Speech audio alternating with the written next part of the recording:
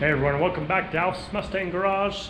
So today we're gonna be starting a new project.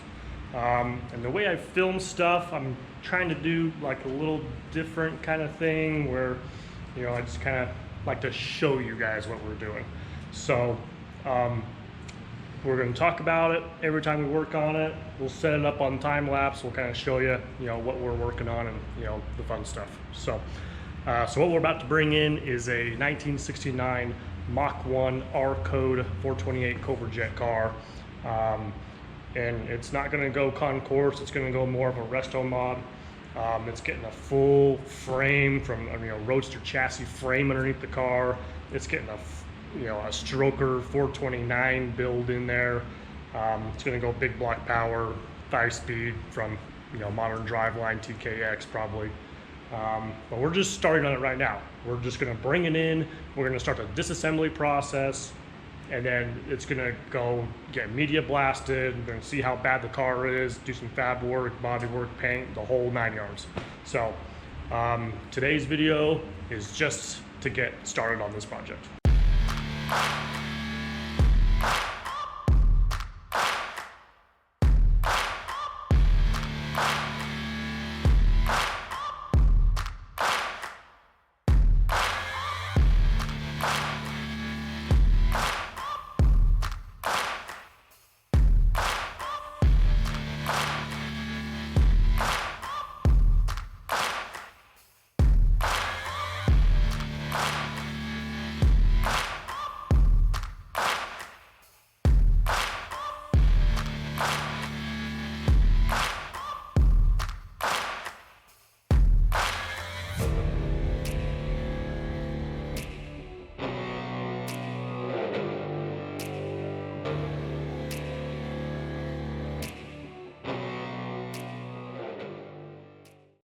Okay, well here's the car. 69 R Code Mustang. It is a little rough around the gaps.